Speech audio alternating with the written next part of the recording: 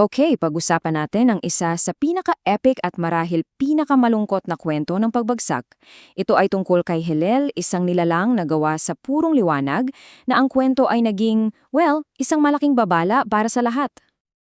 Paano ka nahulog mula sa langit o maningning na bituin sa umaga? Grabe, di ba? Pakinggan pa lang, ramdam mo na yung bigat. Dahil yan talaga ang malaking tanong sa kwentong ito. Paanong ang isang nilalang na sobrang luwalhati ay biglang bumagsak ng gano'n na lang? Alam nyo, bago pa man mangyari ang lahat ng gulo, yung pangalan pa lang niya, sapat na. Hellel, na ang ibig sabihin, ang nagniningning.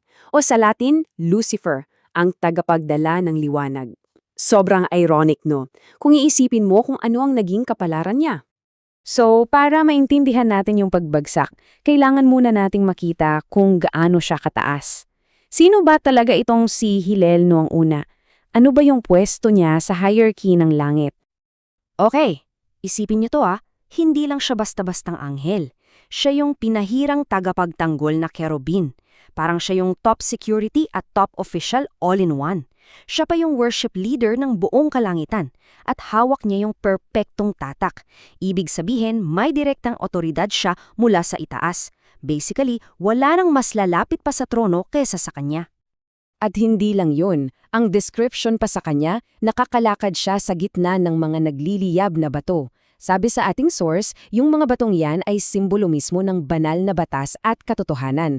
So yung trabaho niya ay hindi lang basta magbantay, kailangan niyang unawain at isabuhay yung pinaka-core ng lahat.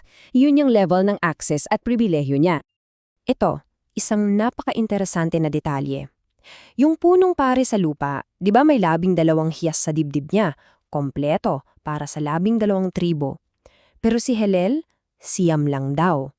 Isang maliit na pahiwatig na kahit gaano siya kadakila, yung autoridad niya ay hindi pa rin kompleto. May kulang. Subtle pero napaka-importante. So, dito na nagsimula yung pagbabago. Saan nga ba nag-ugat ang lahat? Hindi ito biglaan Nagsimula ito sa isang maliit na buto lang, isang binhi ng pagmamataas na tumubo sa puso niya. At ito talaga yung sentro ng trahedya niya. Imbes na tingnan niya kung sino ang pinagmulan ng liwanag niya, mas pinili niyang titigan yung sarili ng refleksyon. Yung regalo, naging mas mahalaga kaysa sa nagbigay. At diyan na nagsimulang kumalat yung lason. At ito na, sa sarili niyang mga salita, lumabas ang tunay na plano. Itataas ko ang aking trono, gagawin kong tulad ng kataas-taasan ang aking sarili. Wow, malinaw na malinaw, hindi natutungkol sa paglilingkod, power grab na ito. Pero teka lang, huwag nating isipin na simpleng kudeta lang to.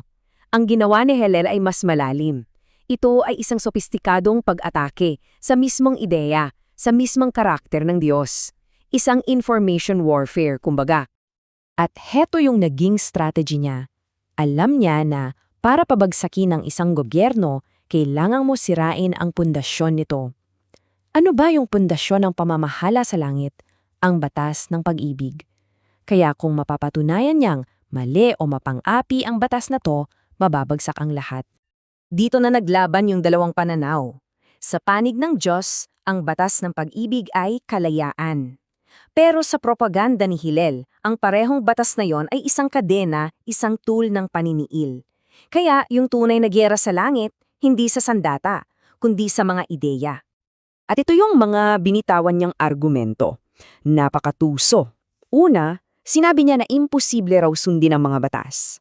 Pangalawa, kung imposible, edi sinungaling ang Diyos. At pangatlo, kung paparusahan ka sa isang bagay na imposible namang gawin, edi hindi siya makatarungan. Isa siyang mamamatay tao, ang hirap kontrahin pag narinig mo lang, di ba? Dahil sa mga mapanlinglang na argumentong ito, sumiklab ang isang hidwaan na yumanig sa buong kalangitan at dito na nagsimula ang kanyang tuluyang pagbagsak. At yan ang pinakadelikado sa lahat. Hindi siya nagpakita bilang isang halimaw. Hindi. Nagpakita siya bilang isang anghel ng liwanag. Siya raw yung tagapagpalaya, yung nagdadala ng mas mataas na kaalaman. Kaya naman napakarami ang naniwala. Deception at its finest. At gaano kalaki ang naging epekto nito? Ayon sa isang karaniwang interpretasyon, isang 3. 1/3 ng buong populasyon ng mga anghel sa langit ang nalinlang at kumampi sa kanya. Grabe yung pinsala. At ang resulta, malinaw. Dahil sa kanyang rebelyon, pinalayas siya, tinanggal sa pwesto. Yung dating tagapagdala ng liwanag ay itinapon palayo sa presensya ng Diyos. Tapos ang kwento ng kanyang kaliwalhatian. Pero, hindi pa doon natatapos ang lahat. Kasi, sa pag-alis niya, may naiwan siyang isang malaking vacuum. Isang napaka-importanting tungkulin na nabakante. At dito na pumapasok ang sangkatauhan. Isipin mo, yung posisyon bilang hari, pari, at propeta sa kalangitan, lahat ng sagradong tungkulin yan, tinalikuran niya. Bakit? Dahil lang sa kagustuhang itaas ang sarili. Sayang, di ba? Ngayon, tingnan natin yung sequence of events. Unang-una, bumagsak yung anghel. Sumunod, si Adan, yung taong binigyan ng kaparehong responsibilidad sa lupa, bumagsak din. Akala mo, doon na magtatapos ang lahat, no? Pero hindi.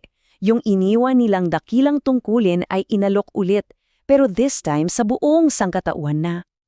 At dito nagtatapos ang ating pagtatalakay sa isang napakagandang konsepto, yung napakataas na responsibilidad na binitawan ng pinakamapangyarihang anghel ay hindi nawala, ipinasa ito.